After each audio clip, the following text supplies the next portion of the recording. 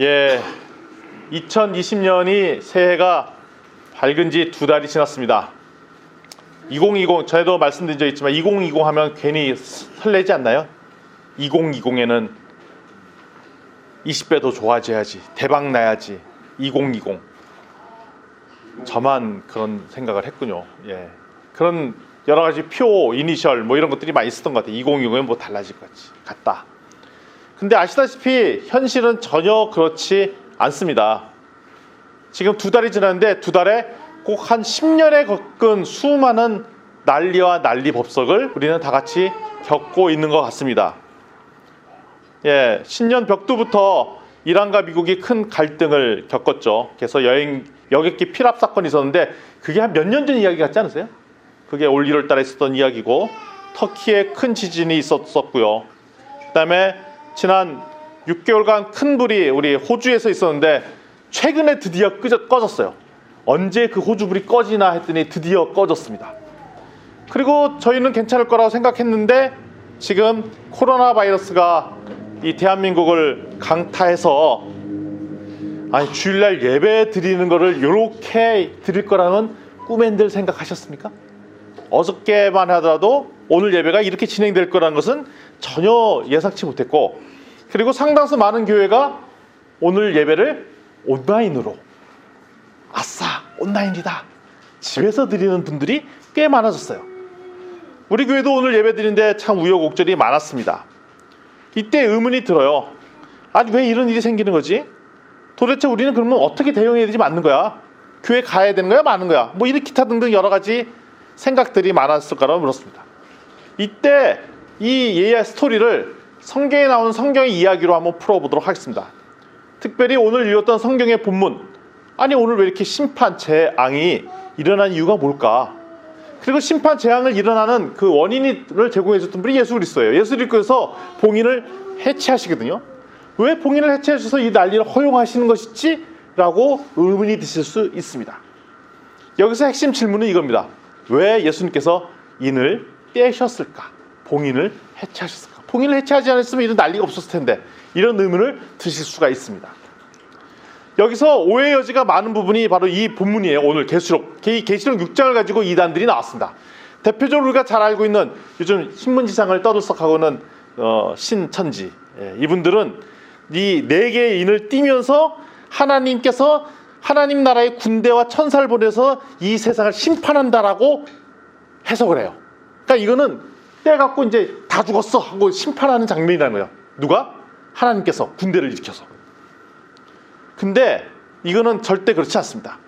여기 나오는 봉인을 해제해서 나왔던 것은 철저히 인간의 죄로 말미암아 생겨났던 현상들을 하나님께서 그동안 봉인으로서 막아놨던 상황들인 거예요. 그래서 죄의 결과가 얼마나 파괴적이고 스스로 멸망하는 성향을 가졌는지, 그래서 그게 너무나 위험하기 때문에 하나님께서 직접 봉인 처리를 해서 놓으셨던 거죠. 그래서 어떻게 보면은 이렇게 타락한 인간의 원래 모습을 하나님께서는 막아놓으셨던 거예요. 그래서 지금 봉인을 해제해놓고 보는 것은 이게 하나님께서 심판이 아니라 얼마나 인간이 악하기 때문에 내버려두면 이렇게 엉망진창이 된다는 것을 보여주신 장면이라고 보시면 되겠습니다. 그나마 이 세상이 이 정도 유지되는 것은 하나님께서 이 세상을 붙들고 계시기 때문에 그나마 이 정도로 안정됐다는 것입니다. 하나님께서 우리를 사랑하시기 때문에, 그동안 인으로 봉인체를 해놓으셨기 때문에 그나마 안정화되고 편안하게 지내렸던 거였지, 그냥 내버려뒀으면 지금부터 수많은 더 난리가 있었을 거라는 것입니다. 결국 끊임없는 탐욕과 정복하려는 욕심은 우리를 파멸할 수밖에 없다는 것이 오늘 주시는 말씀의 핵심이에요. 그래서 오늘 인을 떼서 나타나는 현상들은 하나님의 심판이 아니에요. 그냥 하나님께서 내버려 두시는 거예요. 이 상황이 얼마나 나쁜지 한번 봐라 이겁니다. 그래서 오늘부터 일어날 일들이 뭐냐면 인 7개를 띄는 장면이 나옵니다. 그래서 오늘 성경 부분에서는 인 7개 중에 6개의 인을 띄죠. 근데 7번째 인을 떼는 순간 7번째 인에서 뭐냐면 7개의 나팔 심판이 이제 재난이 막 일어나요. 그리고 7번째 나팔이 이렇게 부러질 때 그 다음에 또 7 대접이 막 시작해요. 그러니까 있잖아요. 무슨 뭐 하나 열었는데 또 나오고. 그래서 7개의 인의 마지막 7번째 인에서 열었더니 7 나팔, 그다음에 7나팔에 7번째 나팔이 부니까 7대접. 그래서 총 21개의 재난이 연달아 일어나는 장면이 나옵니다. 근데 그걸 합쳐보면 결국 7개의 인 안에 다 있는 거기 때문에 오늘과 다음번에 할 7개의 인, 이 재앙이 가장 핵심이다 라고 보실 수 있겠습니다. 특별히 오늘 읽은 계시록 6장은 예수님께서 감난산 산 위에서 제자들과 함께 하셨던 그 메시지 내용과 거의 똑같아요. 우리가 감난산 강악 사건이라고 알려져 있는 그 사건은 마태복음 24장에 기록되어 있는 내용, 그다음에 마가복음 13장에 기록되어 있는 내용, 누가복음 21장에 기록되어 있는 내용이 오늘 계시록 6장 내용과 거의 똑같습니다. 그래서 그 마태복음, 마가복음, 누가복음 그 내용을 읽어보면 오늘에 있던 내용들을 거의 다 이해하실 수 있어요. 따라서 오늘날 했던 계시록 6장은 요한이 쓸 때 예수님의 감난산 사건을 배경으로 말씀을 기초로 작성한 거라고 봐도 거의 맞습니다. 그럼 나중에 저희가 마태복음 24장 내용도 함께 살펴보면서 보도록 하겠습니다. 첫 번째 인을 뗍니다. 6장 1절 2절에 첫 번째 인을 떼죠. 여기에 흰말을 탄 사람이 멸관을 쓰고 무기를 휘두릅니다. 그 무기가 활이죠. 이 장면만 보면 흡사 예수 그리스도와 닮았으니, 말 타고 멸관 쓰니까 예수님 닮았잖아요. 그래서 이 자가 자꾸 이기려고 하니까 예수 그리스도라고 해석을 합니다. 흰말 탄 자가 누구냐라고 보면 해석이 풍부한데, 첫 번째 해석한 사람들은 예수 그리스도라고 해석하신 분들도 계십니다. 또 두 번째 해석하신 분들은 천사를 비롯한 하나님의 군대가 이 말을 탔다라고 해석하신 분들도 계십니다. 그리고 세 번째 해석하신 분들은 적 그리스도라고 해석하신 분들도 있습니다. 근데 여러 가지 주장을 살펴보면 이 세 가지 주장이 다 나옵니다. 그런데 첫 번째, 예수 그리스도는 아닌 것 같아요. 이상하잖아요. 예수 그리스도에서 인을 딱 뗐는데 거기서 예수 그리스도 나와. 우리가 러시아에서 온 그 인형 있잖아요. 인형 하나 딱 먹고 똑같은 인형 또 나오고 이것도 아니고 논리적 모순이 있는 거죠. 그래서 예수 그리스도가 자기가 스스로 복인 땄는데 그 사이에 내가 들어가 있어. 언제 땄는데 들어가 있고 뭐 얘기지? 논리적 모순이 있는 거잖아요. 그래서 이거는 좀 적절한 해석이 아닌 것 같아요.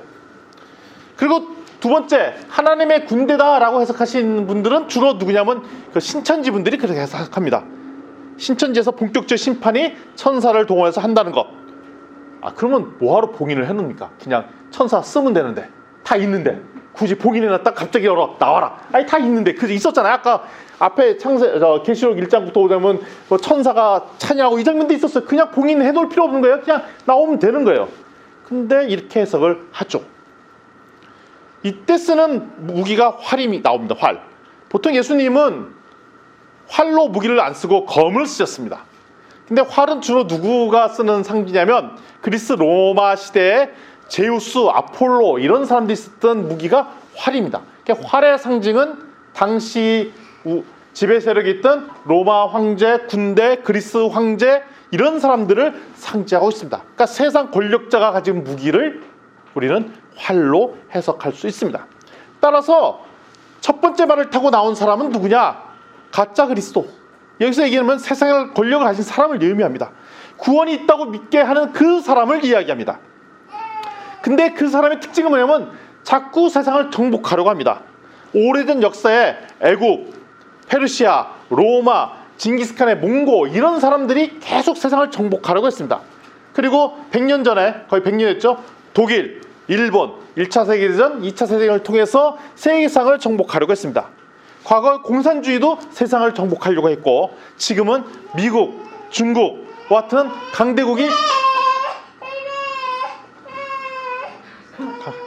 강대국이 세상을 지배하려고 하고 있습니다. 근데 그게 지금 보면 더 최근까지 가보면 자본주의, 무슬림, 신천지 이들도 마찬가지로 세상을 정복하려고 해요. 신천지는 우리나라뿐만 아니라 전 세계에 지부를 두면서 전 세계를 정복하려고 합니다. 이들의 특성은 이기려고 하고 또 이기려고 하죠.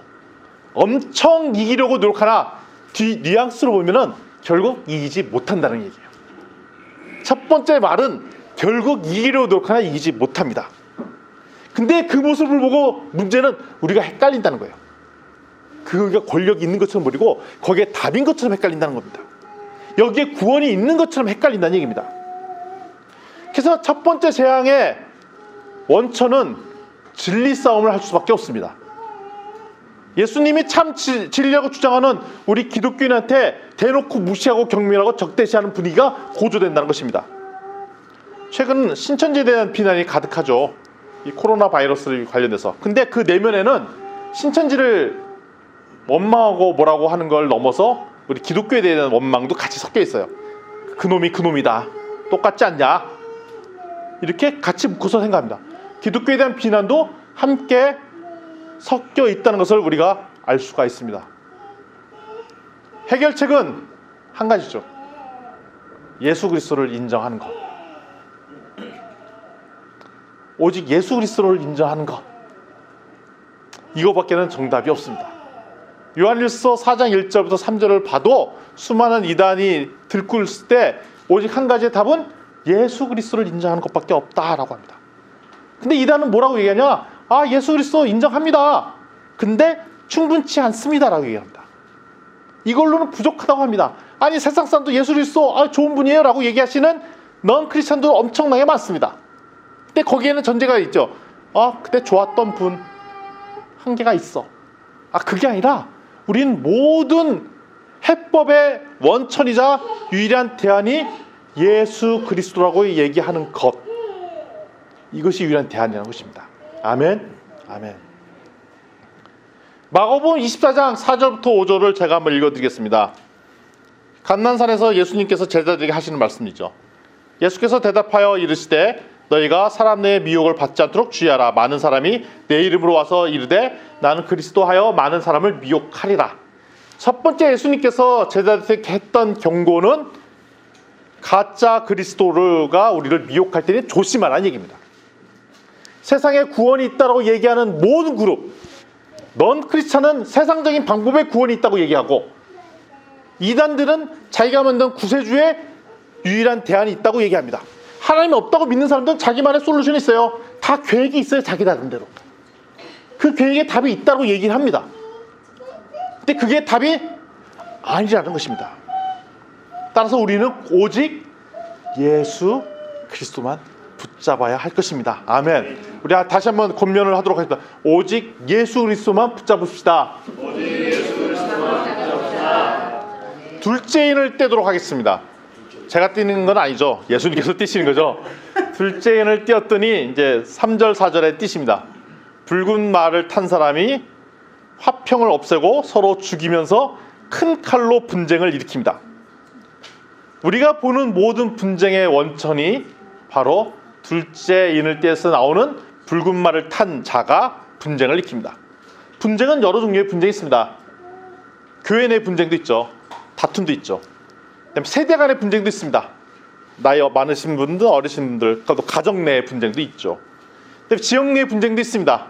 호남 사람, 영남 사람, 서울 사람, 지방 사람, 수많은 분쟁들도 있습니다. 나라 내의 분쟁도 있습니다. 나라 내에 원래 있던 원주민, 또 다문화, 이런 분들의 분쟁들도 있습니다. 더 나아가 민족 간의 분쟁도 있습니다. 터키 내에 있던 그 민족과 쿠르드 민족, 이렇게 여러 가지 분쟁들이 존재합니다.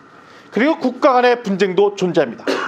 우리가 세상에서 만날 수 있는 모든 종류의 분쟁의 원천이 둘째 인을 뗐을 때 나온 자가 일으켰다고 얘기를 하고 있습니다.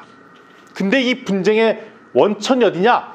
어둠에서부터 나온다고 성경에 기록했어요.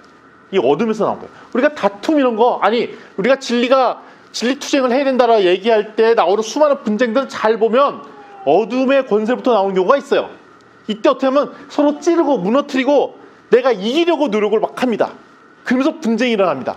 근데 이거는 사단이 준 둘째 인을 띄었을 때 나타나는 현상들이라는 것입니다. 해결책은 간단합니다. 분쟁을 이기는 것은 예수 그리스도가 줬던 화평의 길로 돌아서는 것밖에 없습니다. 평화의 길로, 피스메이커의 길로 들어서는 것밖에 없습니다. 마가복음 24장 6절에서 7절을 제가 읽어보겠습니다. 난리와 난리 소문을 듣겠으나 너희가 삼가 두려워하지 말라. 이런 일이 있어야 하되 아직 끝은 아니니라. 민족이 민족을, 나라가 나라를 대적하여 일어나겠고, 분열하고 싸우며 전쟁을 일으키는 것, 이것이야말로 봉인이 해제된 악한 세력이 만들어내는 술책이라는 것입니다. 근데 이때 주의할 때가 있어요. 우리가 진리를 주장하잖아요. 근데 이거에서 반대하는 세력들이 있어요. 교회 내에서도 이거 진리고 진리에 반대하는 사람들이 분쟁을 일으키죠. 근데 이걸로 해서 분열이 난다면 이것은 혹시 악한 세력부터는 우리를 헷갈리게 하는 것이 아닌가 조심해야 된다는 것입니다. 참 어려운 부분입니다. 진리가 맞다고 주장해야 되는 건 맞죠. 그렇지만 이걸로 분열이 일어난다면 이거는 경계해야 될 대목이라는 것이죠. 우리나라를 지금 상당히 갈등하고 있습니다. 그래서 더욱더 분열하게 하고 있습니다. 오히려 지금 수많은 코로나 바이러스 이런 사건들이 막 일어나니까 더욱더 분열이 일어나고 있습니다. 근데 이 분열을 일으키기를 좋아하는 어둠의 세력이 있다는 것입니다. 국가 내 갈등하게 하는 것, 국가와 국가 간에 갈등하게 하는 것, 그래서 분열과 분쟁을 일으키게 하는 것, 이것은 다 악한 세력으로부터 왔습니다. 예수 그리스도는 항상 평화를 만드는 분이셨어요. 그래서 우리는 반대로 뭘 주장해야 되냐? 화평을 주장해야 돼요. 평화를 주장해야 됩니다. 근데 그 원천이 국가 간의 대타협, 유엔 이런 데가 아니라 예수 그리스도로부터 이 평화의 원천이 왔습니다라고 얘기를 해야 된다는 것입니다. 그래서 우리가 더더욱이나 화평하려고 노력을 해야 돼요. 분노함이 우리 속에 가득하다면 그는 우리에게 주신 원천이 아니에요. 우리 기독교인들 막 분노하고 있어요. 그럼 그건 하나님께서 원하는 방법이 아니에요. 우리는 분노해서는 안 됩니다. 근데 요즘 화난 크리스찬들이 많으시잖아요. 그럴 때 첫 번째 답은 좀 진정하세요. 그래서 첫 번째는 냉수 한 잔 이렇게 드리시고 흥분을 좀 가라앉히게 도와드리고, 우리 목사님도 간혹가다 욱하시는데, 일단 물 한 잔 드리시고, 커피 한 잔 같이 하시면서 진정을 찾으시고 이러셔야 될 것 같습니다. 이제 셋째 인을 예수님께서 떼십니다. 계시록 6장 5절 6절에서 셋째 인을 떼죠. 검은 말을 탄 자가 나타나는데 저울을 손에 들고 있습니다. 한 데나리온의 밀 한 대요, 한 데나리온의 보리 속대로다.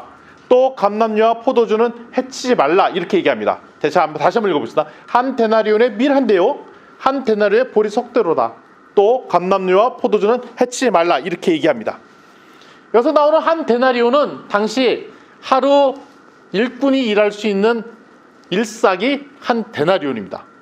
요즘 하루 알바나 일을 하면 얼마 받죠? 일당 얼마? 시급 8,000원 받으면 10시간 일하면 8만 원. 그래서 대략 한 5만 원에서 8만 원, 10만 원, 요 정도 되겠네요. 맞나요? 한 5만 원에서 한 10만 원, 요 정도 받겠죠. 근데 얼마를 싹으로 받느냐? 밀 한 대와 보리 석 대를 받습니다. 밀 한 대 또는 보리 석 대입니다. 밀 한 대가 뭐냐면 1.85kg예요. 1.85kg. 그러니까 2리터짜리 페트병 하나도 못 들어가는, 하나 받는 거죠. 근데 이걸로 어떻게 먹을 수 있냐? 한 사람의 일하는 사람이 자기 하루 먹을 거리밖에 안 됩니다. 근데 그거를 벌면 곤란하죠. 가족은 누가 먹여요? 그리고 차비, 의복비 이런 건 안 되잖아요. 그러니까 이 얘기는 그 월급을 받으면 한 사람이 자기 목구멍에 풀칠할 정도에 겨우 받는다는 얘기인 거예요. 그럼 뭐예요? 엄청나게 물가가 올라져 있다는 얘기잖아요. 거죠. 이 얘기는 뭐냐면 엄청나게 물가가 비싸진다는 걸 의미하고 수많은 인플레이션이나 경제적 공황을 의미합니다. 물론 신천지는 이때 이걸 이렇게 가르치지 않습니다. 신천지는 밀 한 대와 보리 석 대는 바로 선택받은 믿음의 사역자다라고 해석을 합니다. 신천지에서는 그렇게 해석을 합니다. 영적으로 풀어야지 이게 무슨 경제적 공황이냐, 인플레냐, 이거 말도 안 된다라고 해서 그렇게 해석하시는 전통 교회들을 비난합니다. 근데 왜 이런 일이 생기냐 하면 사람들의 탐심이 급해지면 물가가 급속도로 오를 수밖에 없습니다. 계속. 그런데 재미난 장면이 나오죠. 감람류나 포도는 해치지 말라라고 됩니다. 감람류는 올리브유예요. 포도주 2개. 근데 이거는 귀중품은 아니죠. 일종의 뭐와 같으냐? 기호품이에요. 우리 따지면 뭐 같죠? 요즘 아침에도 드셨잖아요? 커피, 아메리카노. 아메리카노 안 먹는다고 우리는 죽지는 않습니다. 물론 이제 정신적 타격은 크죠. 한 잔씩 먹어줘야 되는데 안 먹으니까. 우리 매일 드시잖아요. 아메리카노 안 드시는 거. 문화적 코드가 좀 달랐을 수 있어요. 저는 아침에 시작을 아메리카노와 함께 시작. 근데 솔직히 얘기하면 아메리카노를 꼭 먹어줘야 되지만 저도. 근데 이거는 일종의 기호품이지 이거 안 먹는다고 죽는다든가 생존의 위협을 느낀다는 거 아니잖아요. 근데 뭐냐면 일반 일꾼들은 먹을 게 없는데 물가 오르는데 기호품인 감람류냐 포도주는 해치지 말라라고 얘기해요. 그건 냅둬라 얘기합니다. 그 얘기는 뭐냐면 사람들 먹을 건 없어 죽겠는데 부자들이 먹는 그것들은 지켜달라고 이야기를 합니다. 이 대목에서 우리가 생각해 볼 장면들이 있죠. 어떤 장면들이 있냐면요, 예멘 이야기를 잠깐 하려. 예멘. 여러분들 예멘 아시잖아요. 예멘이 중동에 있는 나라 중에 유일하게 석유가 나지 않습니다. 잘 못 살아요. 근데 예멘이라는 나라는 원래 자급자족 농사를 지면서 잘 살았던 지역의 사람이에요. 근데 어느 날 다국적 기업이 거기다 그 나라에 커피 농사를 짓자라고 얘기를 합니다. 커피 농사. 왜냐면 커피 농사 지으면 잘 살 수 있다라고 꼬드겨요. 그래서 처음에는 부자가, 그래서 그 땅들 다 내다 팔고 해서 커피, 그 글로벌 회사들이 그 땅을 다 사들여서 커피 농장으로 다 바꿔버렸어요. 그래서 예멘산 커피 우리가 유명하잖아요. 그래서 예멘산 커피를 막 즐겨 먹고 막 이런 일들을 했었습니다. 근데 전 세계적으로 커피 수확량이, 그 소비량이 느니까 예멘 말고 다른 나라들도 막 시작했어요. 그래서 커피 전반적인 원두 가격이 떨어졌어요. 그러다 보니까 예멘 사람들이, 노동자들이 다 땅 팔고 거기다 맡겼는데 먹고 사는 문제가 힘들어졌습니다. 그래갖고 어떻게 해결할까 고민하다가 필살기 대안을 만들죠. 까트라는 마약을 씹기 시작한 거잖아요. 그래서 예멘이라는 나라는 최대의 마약 중독 국가가 되어버렸다. 근데 그 나라는 내버려뒀으면 그냥 자기가 자금 농사 지면서 먹고 사는데 문제가 없는데 수많은 탐심을 가진 글로벌 기업들이 가서 그 나라 마음들을 흔들어서 결국 그 예멘 백성들의 상당수를 마약 중독자로 만드는 이 탐심들, 돈 벌려고 백성들을 마약 중독자로 만드는 그 악함, 이런 일들이 비일비재하다는 거예요. 전 세계에 옥수수가 엄청나게 수확이 됩니다. 근데 옥수수 최대 생산 국가 중에 하나는 거기에 일하는 노동자들이 먹는 거가 부족해요. 왜? 옥수수 먹으면 되잖아. 아니에요. 그 옥수수는 가축이 먹어야 될 옥수수이기 때문에 사람이 먹으면 안 된다는 거예요. 그래서 가축 먹는 것, 그러니까 그게 뭐냐면 우리나라가 엄청 전 세계적으로 고기 소비량이 너무 많기 때문에 고기 먹일 옥수수는 있어도 사람 먹일 옥수수는 없다는 얘기입니다. 사람의 탐심으로 말미암아, 사람의 기호스품으로 말미암아 전 세계 사람의 굶주려 있는 상황들이 생겨버렸죠. 그러니까 인간의 탐심은 점점 빈부격차를 더욱더 크게 만들 수밖에 없다. 이것이 세 번째 봉인을 해제했을 때 나타난 현상들입니다. 부익부 빈익부는 더 심해지고, 이러한 것을 또한 경쟁이라는 명목하에 당연한 거, 그 사람들 당연한 거 아니야? 라고 얘기를 하고 있습니다. 마태복음 24장 7절에 뒷부분을 읽어보면 곳곳에 기근과 지진이 있으리니 기근의 상당수는 빈부격차 때문에 나타나는 것입니다. 따라서 우리는 이 빈부격차가 점점 커지는 것에 잘 동참하면 안 되는 거죠. 우리의 방법은 더 나누고 사랑하는 것. 예수 그리스도께서 일으키신 오병이어의 기적은 나누었더니 기적이 일어났다는 거예요. 핵심이에요. 나누었더니 그 수많은 사람이 같이 먹을 수 있는 기적이 일어났다는 게 핵심이잖아요. 함께 나누는 것. 그래서 어려운 사람을 더 돕는 것. 우리도 먹기 힘든데 이때 하나님께서 기적을 일으키십니다.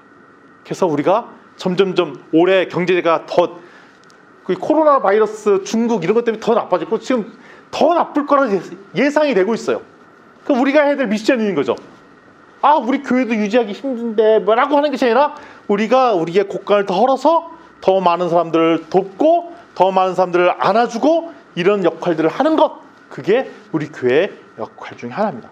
이래야 뭐가 일어나? 기적이 일어나는 거죠. 하나님의 기적. 이 경제 시스템의 하나님의 기적. 이거는 무슨 대통령이 하고 뭐 큰 기업이 잘해야 해결할 수 있는 것이 아니라 이거는 끝없이 탐심이 있기 때문에 해결할 수가 없어요. 오직 예수 그리스도의 사랑으로 품어주는 것, 이것밖에 유일한 대안이라는 것입니다. 네 번째 인을 떼도록 하겠습니다. 7절 8절에 청황색 말을 탄 자, 유일하게 그 사람의 이름이 나와 있습니다. 그 말 탄 사람의 이름이 사망입니다. 다 죽었어요. 그 사망입니다. 이름이 사망이에요. 근데 이 뒤에는 후광같이 따르는 게 있습니다. 음부가 뒤를 따르고 있어요. 그 성경에 그렇게 나와 있습니다. 그러면서 전 세계의 4분의 1의 권세를 받아서 검과 흉년으로 사망과 이런 거를 주겠다. 땅의 짐승들을 죽이겠다 이럽니다. 이것은 뭘 얘기하냐면 앞에 첫 번째 인테스 때, 두 번째 인테스 때, 세 번째 인테스 때를 함께 섞어서 전쟁, 기근, 각종 전염병 이렇게 해서 대단위로 죽게 만드는 상황이 전개되겠다. 전염병으로 대단위로 사람 죽겠다라는 것이 영화 속의 이야기잖아요. 근데 최근에는 현실로서 조금 느끼잖아요. 중국, 우리나라 막 이러면서 이게 남의 얘기가 아니구나. 대단위로 사람이 죽을 수 있겠구나. 역병이 돌겠구나. 이런 생각들을 우리가 합니다. 또한 테러, 비행기 테러 났었죠. 호주 산불, 그때 사람도 많이 죽었어요. 그 다음에 코로나 바이러스. 결국 첫째인, 둘째인, 셋째인 떼고 넷째까지 떼어주면 우리한테 남는 거는 엄청나게 많은 죽음들을 우리가 볼 수밖에 없다는 겁니다. 이때 되면 충격이 크죠. 죽음 무섭다. 마태복음 24장 8절은 이때 뭐라면 이게 재난의 시작이라고 얘기합니다. 그러니까 이 코로나 바이러스 요게 만약에 극적으로 잘 끝날 수도 있죠. 끝났다고 안심하지 마십시오. 다른 재앙들이 또 일어날 거라 합니다. 이게 전염병이 됐던 분진했던 어떤 형태가 됐던 전 세계를 휘잡고 올 것이라는 겁니다. 그래서 우리는 뭘 주의해야 되냐? 미래에 대해서 너무 낙관적으로 생각하는 사람들 이야기를 조심해야 돼요. 미래가 엄청나게 좋아질 거예요. 낙관적입니다. 라고요. 그래서 로봇, 인공지능, 생명공학, 그래서 우리한테 영원한 생명을 주고, 그다음에 국제연합 연대하면은 이 전 세계 평화가 올 것이라고 얘기를 하는데, 결코 그 세상에 만들어진 평화, 평화는 없다는 것입니다. 결코 좋아지지 않습니다. 헛된 기대감에 속지 말아야 한다는 것입니다. 세상 사람들이 노력한다고 죽음을 막을 수 없고, 그 원천은 사람이 악하고 탐심이 가득하기 때문에 결국 자준지장이 일어날 수밖에 없다는 것입니다. 부산행이라는 영화가 있습니다. 영화는 안 봤는데 영화 내용은 다 알아요. 참 신기하죠. 저 안 봤습니다. 그렇지만 내용은 압니다. 부산행 기차를 타고 가는데 좀비가 들어와서 대적하는 장면이 나오죠. 좀비는 바이러스와 같이 한 번 물리면 금방 또 좀비가 됩니다. 근데 나만 살겠다고 중간에 거기서 배반하는 중간에 사람들이 몇 명 나오죠. 결국 그 사람들 때문에 대다수의 사람들이 함께 죽음에 이르는 장면이 나옵니다. 이것이 전형적인 타락한 인간의 모습인데 전 세계가 이렇다는 것입니다. 결국 인간이 타락했기 때문에 인간이 선한 마음을 가집시다 그래서 연대가 돼갖고 이 세상에 수많은 탐심을 가진 사람을 막을 수 없다는 것입니다. 오직 이러한 죽음을 극복하실 수 있는 분은 누구? 예수 그리스도. 세상의 다른 시도로서는 안 된다는 겁니다. 그래서 예수님께서 봉인을 해제하는 것은 니네 결과가 어떻게 되는가 봐 라고 딱 풀어놓은 거예요. 봤더니 난리가 된 거죠. 그래서 보라는 거예요. 얼마나 난리인지. 그래서 봉인을 해제한 것은 우리를 막 징계하고 재난하고 그런 것이 아니라 이 세상에서 만들어낼 수 있는 결과물이 얼마인지 악한지 봐라 이거예요. 봐라. 이러고도 니네가 이 세상 좋아할래? 이러고도 세상에 답 있다고 생각할래?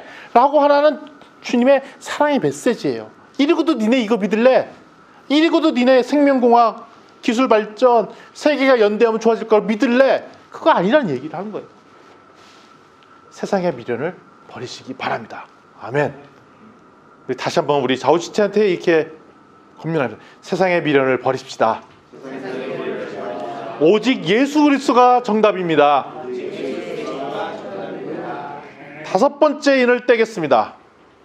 예수님이 떼시는 거예요. 제가 떼는 거 아니고요. 다시 말씀드립니다. 계시록 6장 9절 11절을 살펴보면 거기에 하나님의 말씀과 그들이 가진 증거로 말미암아 죽이 나은 영혼들이 제단에서 울고 있습니다. 하나님의 말씀에 순종 가운데 순종한 수많은 그리스도인, 그동안 순교당한 수많은 그리스도인을 지칭합니다. 이 순교당한 이 그리스도인들이 제단에 있습니다. 그래서 이들이 물어봅니다. 언제 심판에서 우리의 피를 갚아 주시겠습니까? 그의 답변이 나오죠. 아직 때가 안 되었다. 그 수가 차기까지 쉬어라, 기다려라 이렇게 돼 있습니다.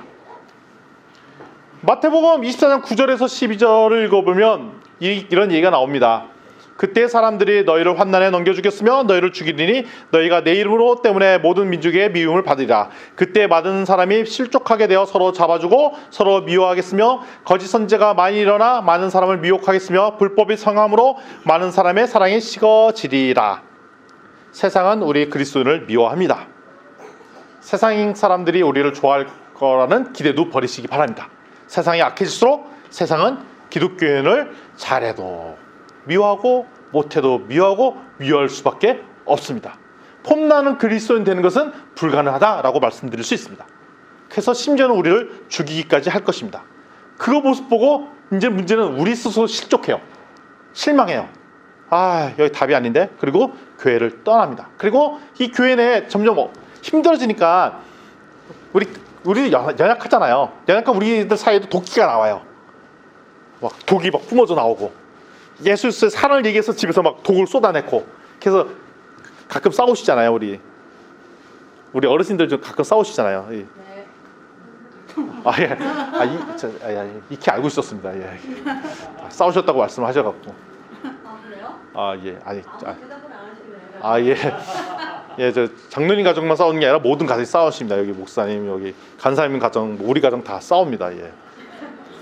아, 싸우세요? 예. 우리 가정만 싸우는 걸로 하겠습니다. 예. 분란을 일으키면 안 되기 때문에 우리 가정만 대표로 싸우겠습니다. 예, 이렇게 막 싸워요. 그리고 사랑이 없다고 그래요. 교회 내, 그러니까 도끼가 푼 상태로 오니까 당연히 교회 내 사랑이 없게 느껴져요. 그래서 실망해요. 교회가 이러고도 교회야? 그 뿔따구가 나요. 화가 나요. 그리고 교회를 안 나오죠. 그때 예수님께서 뭐라고 그러냐? 좀 쉬어. 그리고 마태복음 24장 13절 14절에 뭐라고 하냐면 끝까지 견디어. 그래야 구원이 있을 거야. 이거에 대한 답은 뭐냐? 우리 견디는 겁니다. 버티기, 견디기, 참기, 좀 쉬면서 기다리기, 이것밖에 없어요. 획기적으로 도끼 품던 그 사람이 달라질 거라고 기대하지 마세요. 예수님 다시 오시길 때까지 힘들어요. 쟤 또 저러나 보다라고 그냥 할 수밖에 없어요. 예. 남편이 바뀔 거라는 것보다 주님의 재림이 더 빨리 올 거예요. 절대 안 바뀔 거예요. 어디 바뀌겠습니까? 예. 본인 이야기 하시는 거죠, 지금? 죄송해요. 저희 가정 얘기했어. 저희가 바뀌겠습니까? 어디? 주님의 재림이 먼저 오겠죠. 예, 조금 위험한 버전. 그러면서 견디라고 합니다. 그래서 그러면서 하는 얘기가 말씀이 14절에 천국 복음이 모든 민족에 증언되기 위해서 온 세상에 전파되니 그제야 끝이 오리라. 우리가 해야 될 일은 버티고 견디면서 이 천국 복음을 모든 민족의 주님께 증거하는 일. 이것밖에 답이 없다라는 얘기 하시는 것입니다. 아멘. 끝까지 견딥시다. 아멘. 우리 다시 한번 검열합시다. 끝까지 견딥시다. 끝까지 버팁시다. 예수님 교회 나오는 거 힘들다고요? 그냥 버티세요. 교회 나오기 힘들다고요? 버티세요. 우리 청소년 세대한테 얘기합시다. 교회 나오기 힘들다고 끝까지 버티시기 바랍니다. 우리 청소년 세대한테 얘기합시다. 끝까지 견디시기 바랍니다. 아멘. 맞아요. 그래요. 교회가 재미없다고요? 알아. 준호는 어떻게 하면 된다고? 버텨. 버텨야 돼. 없어. 그래도 야, 우리 교회 메시지가 너희를 위해서 재밌게 메시지가 바뀔 거라고 기대하지 마. 답은 딱 하나 있어. 그냥 견뎌, 버텨. 이거밖에 답이 없어. 6번째 인을 떼도록 하겠습니다. 6장 12절에 17절이죠. 여기서부터는 문장이 긴데 결론적으로 얘기하면 엄청난 천재지변이 일어난다는 얘기인 거고, 마태복음 24장 그 하반절 뒤에 산을 갈 때 조심하고 임신하지 않도록 하고 그 수많은 재난이 일어나겠다는 그 마태복음 24장 이야기가 이때 이 이야기입니다. 6장 12절에 17절에 한마디로 얘기하면 뭐냐면 지구의 질서가 완벽하게 깨져버린다는 얘기를 한 겁니다. 그러니까 지구가 언젠가는 수명 다할 거라는 얘기예요. 그래서 뭔 얘기냐면 지진이 났다는 것은 뭔가 땅의 시스템이 안 맞기 때문에 뭉뚱뭉 튀어나오는 거잖아요. 뭔가 시스템에 어긋났다는 거예요. 지진이 난다는 거는. 근데 이게 점점 심해지겠다는 거예요. 그러니까 지진이 더 심해진다는 얘기예요. 근데 어느 땅에 지진 안 나고 어느 땅에 지진 날 걸 예측할 수 있습니까? 예측이 안 돼요. 대한민국은 지진 천정지구라고 했는데 지금 보니까 지진이 푹푹 나와요. 이제는 언젠가 모르게 나도 모르게 지진이 크게 날지도 모르는 상황이에요. 그러니까 지진을 피해갈 수 있는 데가 아무 데도 없어요. 그래서 혹시나 좋은 땅이 있다고 생각해서 호주로 갔더니 불나. 아, 무슨 불을 6개월 동안 못 끄냐고. 근데 못 꺼.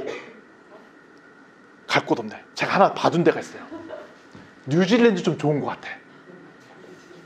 네. 근데 몰라. 또 이 얘기하고 또 뭔지 날지. 지진 나는데. 아직 지진 났어요? 뉴질랜드에? 뉴질랜드 지진 나가지고. 아, 예. 네, 난리 났죠. 아, 예. 아, 제가 안 가봐갖고. 아, 갈 곳이 없네요, 결국. 산청? 아, 예. 아, 조심하세요. 그 말이 씨가 됩니다. 예. 산청. 원래 좋았던 때인데, 이제 장로님 말씀으로 나빠질 수 있습니다. 예, 조심하셔야 됩니다. 예. 13절, 14절을 보면 하늘의 병고가 납니다. 태양도 이상해지고요. 별도 이상해지고, 달도 이상해지고, 심지어는 땅도 이상해져요. 14절에.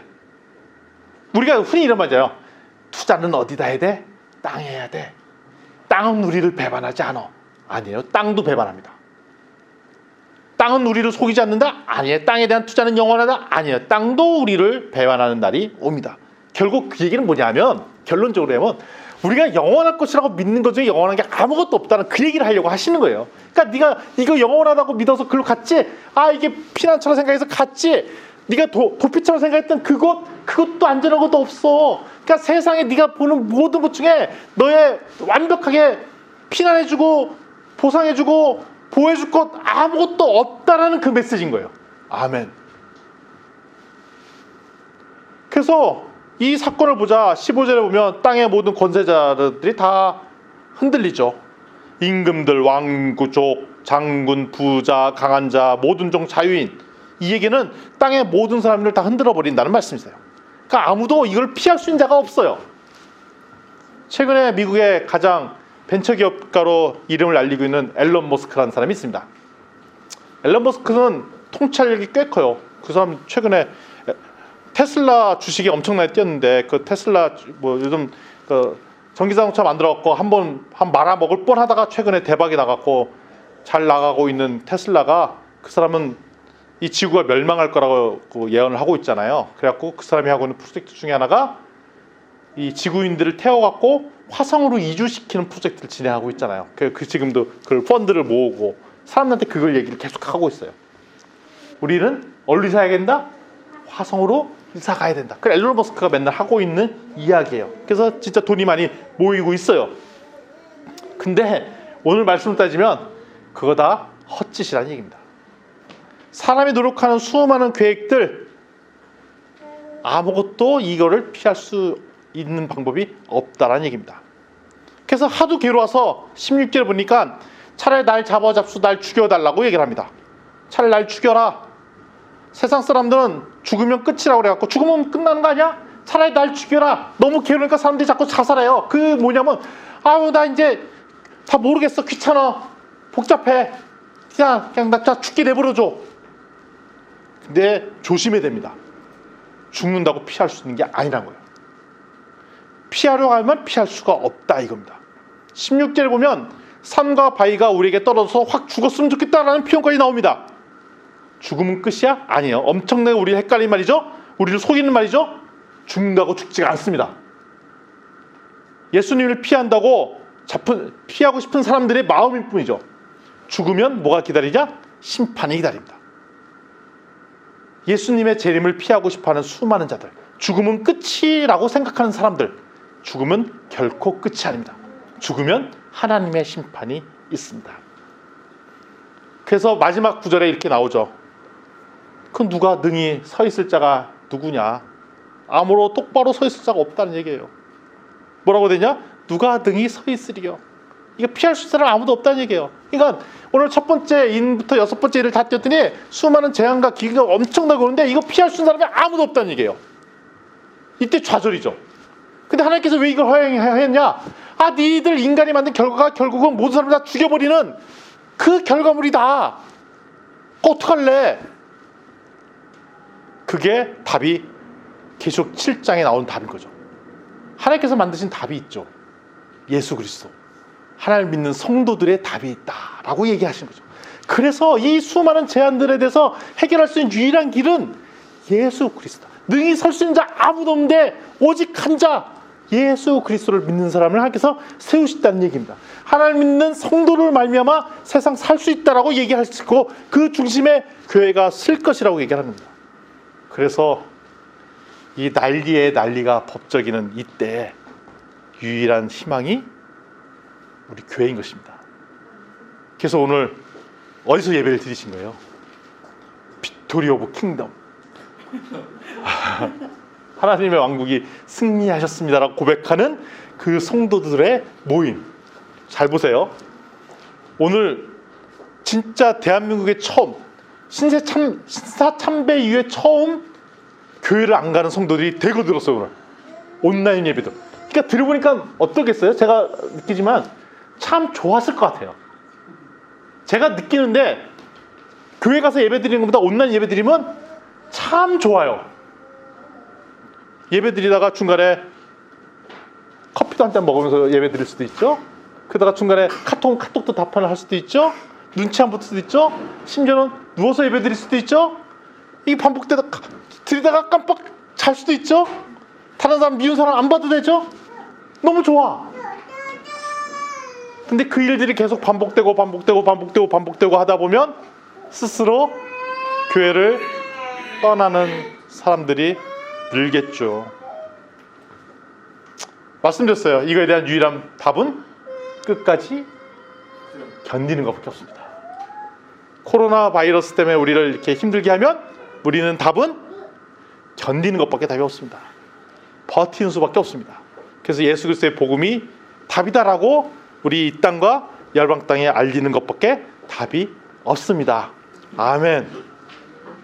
그래서 우리가 끝까지 견뎌서 우리 예수 어린 양 교회 성도들은 끝까지 견뎌서 일어나서 능히 서리오라고 답변할 때 오직 예수 그리스도께서 쓰셨습니다 라고 답변하는 우리 성도들이 되었으면 좋겠습니다.